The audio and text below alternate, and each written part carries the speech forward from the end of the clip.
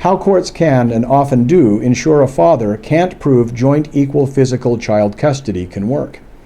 Here is an example of an important gotcha factor to be on guard against if you are a good father being forced by the legal system to fight for joint equal custody of your kids. Custody that you already have that's joint, but you're having to now fight to maintain simply because of a divorce or child custody action. Now, I know there are also mothers who find themselves in an unfair fight for child custody, but fathers are overwhelmingly at a disadvantage. First, many Utah courts, most that I've encountered frankly, will straight-faced swear up and down that, quote, temporary orders of custody and parent time are not binding on the court with respect to final orders of custody and parent time.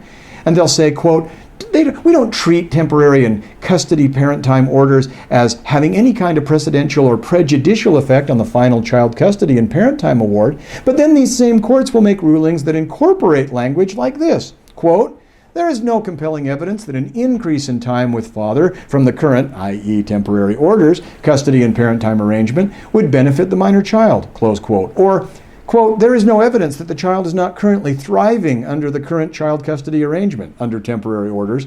Or, quote, I do not believe it would be in the child's best interest to increase the father's parent time with the child based purely upon speculation, close quote.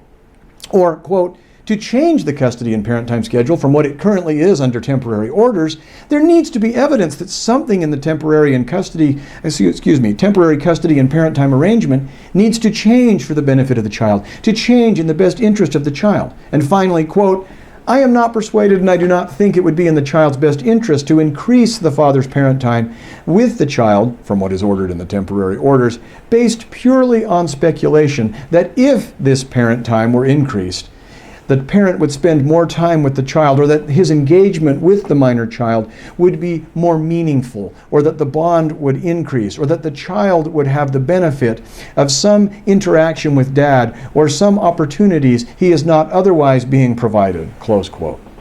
Do you see the trick in these statements? As of the date this video is made, with extraordinarily rare exception, the Utah courts refused to try any proposed custody and parent time schedules but one during the entire pendency of the case and during the discovery phases of the case, which last for half a year, meaning the courts impose one and only one custody and parent time schedule on the parties and their children during the year or two the case is pending. Then, after ensuring that there is after ensuring that there is no evidence of how only one custody and parent time schedule works other than that schedule itself, such courts claim there is no evidence that any other schedule would be better for the children. That's because they ensure that there wasn't. The court imposed that by so-called temporary orders. Otherwise stated, there is no evidence because the court ensured there is none.